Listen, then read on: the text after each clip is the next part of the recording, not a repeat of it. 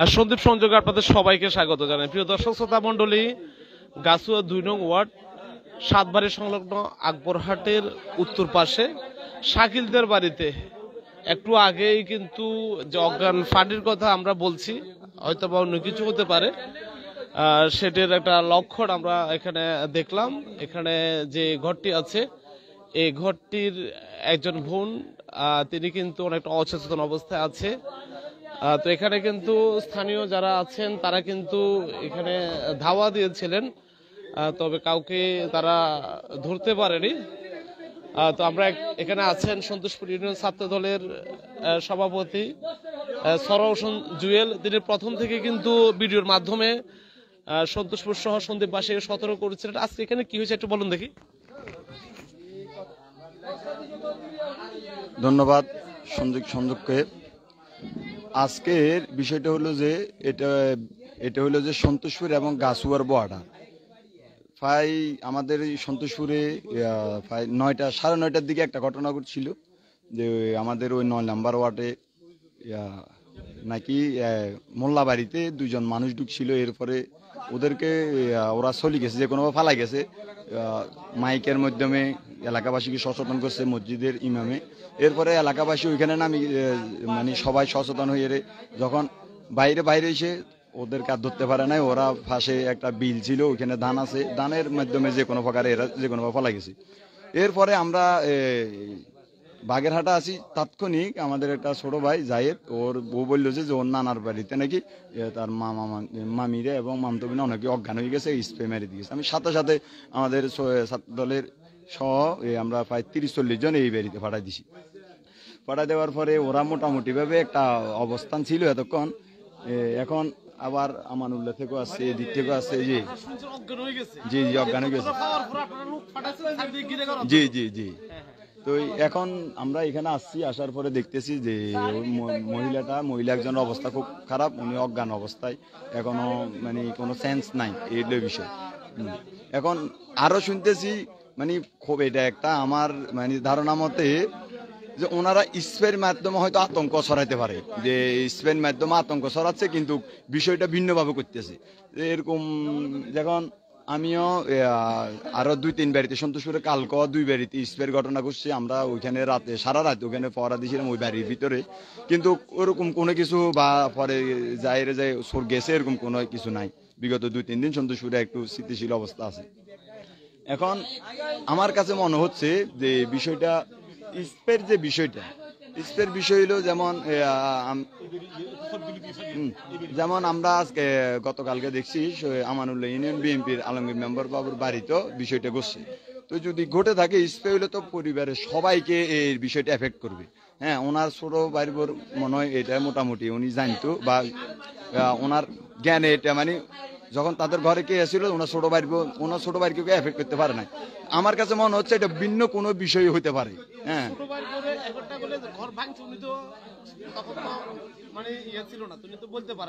ওইটা ঠিক আছে, কিন্তু বা সন্তোষপুরে যে বিষয় কয়েকগুলো হয়েছে, হ্যাঁ কয়েকটা ঘটনা হয়েছে, ওইখান থেকেও যে গতকালকে একটা হুজুরের বাড়িতে স্প্রের ঘটনা ঘটছে, যে হুজুর কিন্তু অসচেতন অবস্থায়, কিন্তু ওনার যে ফ্যামিলি আরো মানুষ আছে ওনারা কিন্তু ঠিক আছে।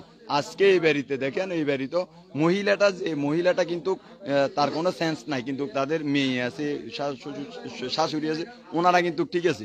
তার মানে কি আসলে কি হচ্ছে আসলে মানে ধারণা করা যাচ্ছে না, ভিন্ন বিষয়। ওনারা আমি যতটুকু বুঝতেছি আতঙ্কটা ছড়াই দিতেছে বেশি, যে ওনারা এইভাবে বেশি ঘটনা যা হচ্ছে তার থেকে বেশি আতঙ্ক ছড়াই দিচ্ছে জনগণের ভিতরে।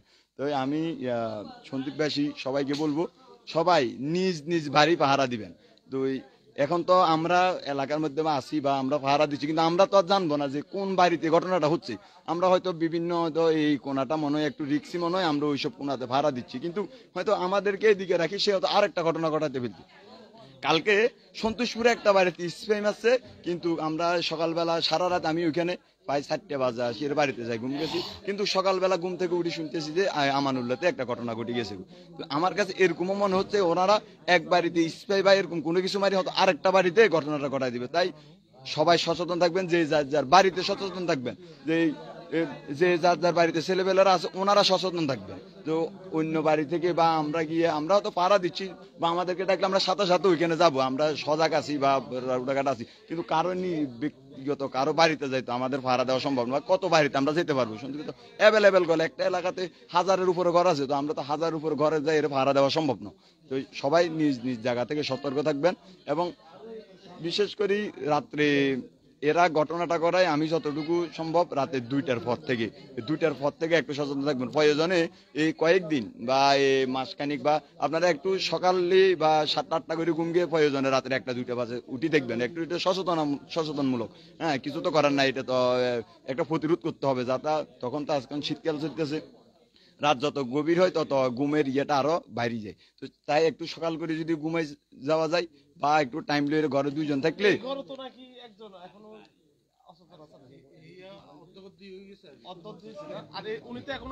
না, ওনার একজনের এখনো জ্ঞান ফিরে নাই। এখন উনি ঘুম যাচ্ছে বা ডাক্তার ওনারা কল দিয়েছে ডাক্তার আসবো। এখন বিষয়টা হইলো যে মানে যে এই ঘরে এক রকম ঘটনা ঘটতেছে, আরেক ঘরে আরেক রকম ঘটনা ঘটতেছে, বিষয়টা খুব ভিন্ন। মানে এক এক বাড়িতে এক এক রকম ঘটনা হচ্ছে। কোনো বাড়িতে সবাই যারা ফ্যামিলি আছে সবাই অসচেতন হয়ে যাচ্ছে, আবার কোনো বাড়িতে 1-2জন। আবার কিছু বিষয় আছে, যেমন কালকেও যে বাড়িতে এবারে এরপরে গত পরশুও আমাদের সন্তোষপুরে আরেক বাড়িতে হয়েছে, আজকে ইনস্ট্যান্ট সন্তোষপুরে 3 বাড়িতে স্প্রেম আছে। আমাদের কাছে প্রত্যেক জায়গায় আমাদের মানুষ আছে, ওইটা ভিন্ন। কিন্তু আমার মনে হয় ওনারা এক বাড়িতে হয়তো সেই কারো একজনকে একটু ইয়ে দিয়ে ওনার আরেক অন্যদিকে চলে যায়। তাই সবাই সতর্ক থাকতে হইব, যে যার যার বাড়ি থেকে সতর্ক থাকতে হবে, এটা হলো বিষয়। ধন্যবাদ। আচ্ছা, আমরা কথা বলছিলাম সরোয়ার হোসেন জুয়েলের সাথে। সে প্রথম থেকে কিন্তু এটি খুবই তৎপর ছিলেন এই জাতীয় ঘটনা থেকে সন্তোষবাসীকে এবং সবাইকে সতর্ক করার জন্য। তো আজকে তারা সন্তোষপুরে পাহারায় ছিলেন, তো সেখান থেকে খবর পেয়ে এখানে এসে এই বাড়ির চারপাশে তারা কিন্তু প্রায় 20-30 জন ওরা ঘিরে অবস্থান নিয়েছিল। আচ্ছা, তো অবস্থানটা ভাঙলো কেমনে? আমি যে বলি, ধরেন আমরা এখান থেকে পুরো বাড়িটা ঘুরছি, 2 বারে আমরা ঘিরছি। ঘিরার পরে এখানে আমরা একটা মানে গোলা বলি আমরা বাংলা ভাষায়, ওই গোলার মধ্যে 2টা লোক, একটা লোক প্রথমে দাঁড়াইছিল অনেকক্ষণ 5 মিনিটের মতন, তারপর কিছুক্ষণ পরে আর একটা লোক আসছে। আর একটা লোক আসার পরে ও 1 মিনিট ছিল, লাইট মেরে আসছে, ও 1 মিনিট দাঁড়াইছে। 1 মিনিটের ভিতরে ও আবার চলে গেছে। এরপরে চলে যাওয়ার পরে আমি সন্ধ্যা অবস্থায় আমাদের 2জন লোককে পাঠাইছি আমার সাথে। ওদের সাথে ওরা যাওয়ার পরে ওইখানে দাঁড়ায় কিছুক্ষণ দাঁড়ায় দেখলো যে ওইখানে মানে ওই লোকটা এখন দাঁড়া রয়েছে অন্ধকারে।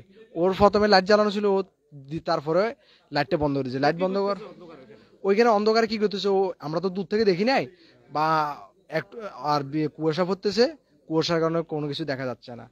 তারপরে আমাদের লোক এটা ওইখানে যাওয়ার পরে ওরে জিজ্ঞেস ওরে কইছে তুই কে, এটা বলার সাথে সাথে ও নাকি দৌড় দিছে। মানে দৌড়ে যাওয়ার সময় আমাদের লোক ওটা পিছনে দৌড় দিছে। দৌড়ার সাথে সাথে বাড়ির সবাই চিল্লাই উঠছে, চিল্লানোর সাথে সাথে আশেপাশে যত লোক ছিল সবাই বাইরে গেছে। বাইর হয়ে যাওয়ার পরে আমরা দৌড়ে গেছি, যাই যে এলাকার সবাই আছে ব্যাগ আমাদের পরিচিত, আমরা বলছি এইদিকে দিকে। তারপর এরপরে আমাদের ওই লোকটারে, ওই আমাদের যে লোকটা ছিল ওরে ওই বাড়ির সবাই বাড়ির ভিতরে নিয়ে গিয়ে মারতেছে অটোমেটিক, মানে কেউ বুঝে নাই। হ্যাঁ, চোর ফালা গেছে, কিন্তু আমাদের লোক এটা বাজে গেছে। এরপরে আমরা সবাই গেছি, আমরা যাওয়ার পরে আমরা প্রায় 15-20 জন ছিলাম। আমাদেরকে সবাই দেখিয়ে চিনার পরে বলতেছে যে না, এরপর আমি সবকিছু বুঝে বলার পরে যে এই বাড়িতে ফরিদ হচ্ছে আমাদের দাদা বা আমাদের আগের বাড়ি ছিল, ওরা এখানে চলে আসছে। তারপরে ওদের বাড়িতে ওর মানে ভাইয়ের বউকে ভাইদের ঘরের মধ্যে স্প্রে মারার পরে ওনার বউ অজ্ঞান হয়ে গেছে, এখনো অজ্ঞান অবস্থায় আছে। আমরা সরাসরি দেখছি এখনো অজ্ঞান অবস্থায়। তারপরে আমরা সবাই আসছি, এরপরে ওদেরকে অনেক এগুলো রিকোয়েস্ট করে সান্ত্বনা দিয়ে তারপর ওরা আমাদেরকে বুঝছে ভাই আমাদের ভুল হয়ে গেছে, ভুল বুঝাবুঝির মধ্যে এই ঘটনাটা ঘটে গেছে।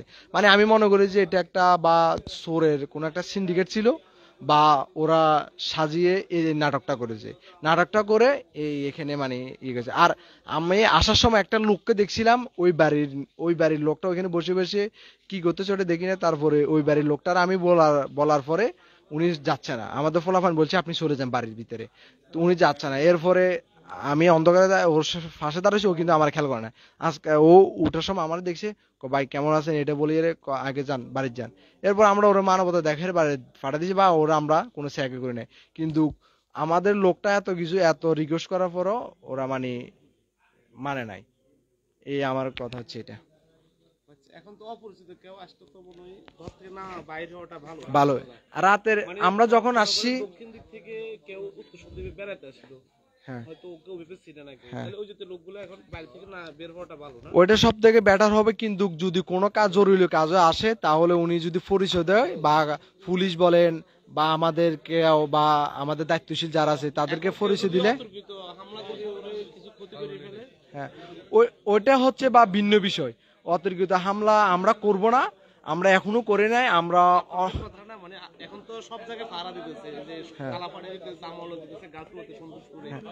আপনাদের পক্ষ থেকে করলেন না, কিন্তু অনেকে তো আছে হয়তো না চিনে, অন্যভাবে হয়তো বা ওদেরকে ইয়ে করতে পারে না, হতে পারে। এটা হতে পারে, এটা স্বাভাবিক, এটা না হওয়ার কোনো কিছু না। কারণ রাত্রে যখন 10টার পরে বা 11টার পরে অচেনা কাউকে দেখলে সবার এখন সন্দেহ। কারণ মানুষ এমন একটা আতঙ্কের মধ্যে পড়ে গেছে, যাকে মানে আপনাকেও বিশ্বাস করতে কষ্ট হয়ে যাচ্ছে। মানে কেমনে বিশ্বাস করব যদি এত ঘটনা বলছে, এত পাহারা, এত সিকিউরিটি, সারাক্ষণ সারা রাত পুলিশ এখানে গুরুত্ব, কিভাবে বিশ্বাস করে মানুষকে? হয়তো একজন মানুষ আসছে, ও করে ফেলতে পারে না, এই জন্য এই ঘটনাগুলো হইতে পারে। এটার জন্য এখানে আর কোনো ইয়ে করার নাই। ঠিক আছে, যাই হোক, আমরা লিঙ্কনের সাথে কথা বলছিলাম, সে বিস্তারিত বলেছে। আসলে এখানে এই ঘরটা আছে, যে এই ঘরের যিনি মহিলা আছেন, ভদ্র মহিলা, তিনি এখন অচেতন অবস্থায় আছেন। তার উপরে স্প্রে বা আমরা যেভাবে বলি না কেন, তার উপরে তিনি এখন অচেতন অবস্থা আছে। তো এখানে যারা আছে তারা কিন্তু খবরটা পেয়ে কিন্তু চতুর্দিকে ঘিরে রেখেছিল বাড়িটিকে। তবে এখানে তাকে যারা এই কাজগুলো করছে, চুরি করছে বা মানুষ অচেতন করছে, তাদেরকে ধরা সম্ভব হয়নি। আসলে এখনো অনেক উৎসুক জনতা আছেন, এবং যারা রাত জেগে এই অঞ্চলে পাহারা দিচ্ছেন। তো এখানে বিশেষভাবে অনেকে আছেন, আমরা দেখতে পাচ্ছি এখানে পাহারা রয়েছেন বিভিন্ন জায়গা থেকে এসে। তো সবকিছু মিলে এই পর্যায়ে সন্দীপবাসীকে সচেতন থাকতে হবে, যাতে করে আগামীতে এই জাতীয় কোনো অনাকাঙ্ক্ষিত বা চুরির ঘটনা না ঘটে।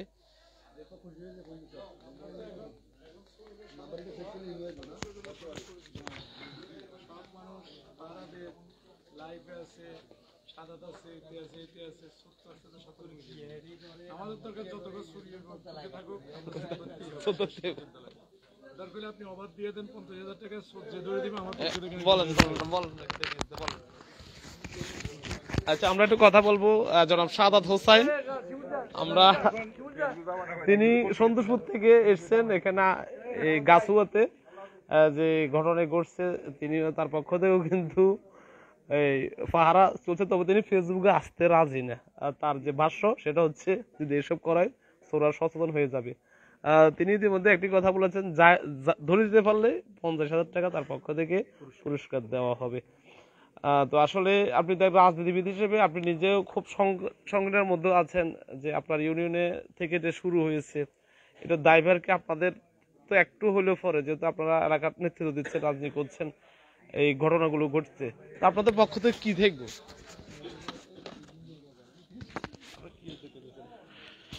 সম্মানিত এলাকাবাসী, আসসালামু আলাইকুম। আসলে আজকে 5 দিন না, আজকে 5 দিন আমরা জীবনে যে দৃশ্য দেখি নাই, যে দৃশ্যর কথা শুনি নাই, সে দৃশ্য দেখতেছি আমরা। আসলে সবাই মনমোহত। আমি চট্টগ্রাম ছিলাম, আমি আজকে চট্টগ্রাম থেকে আসছি একটি মাত্র কারণ, আমি চট্টগ্রাম খুব জরুরি কাজে গিয়েছিলাম, কিন্তু এই কথা শুনে আমি চট্টগ্রাম থেকে আসছি। আসার পরে আজকেও সন্তোষপুরে 3টা জায়গায়, গাছুয়া, সন্তোষপুর, বোয়াটার একটা জায়গা, একটা বাড়িতে আজকে স্প্রে করা হয়েছে। সোর স্প্রে যারা করে তারা এত বেশি পাওয়ারফুল, তারা এত বেশি শক্তি, এত বেশি সাহস, আমি নিজেও নিজেকে মানে চিন্তা করি কিছু পাইতেছি না। আপনারা যা হোক, আমার পক্ষ থেকে, সন্তোষপুর ইউনিয়ন বিএনপির পক্ষ থেকে আমি আপনাদেরকে বলবো, আপনারা সবাই সজাগ থাকবেন। আসলে এখন যেভাবে আমরা করতেছি এভাবে সুদ ধরাটা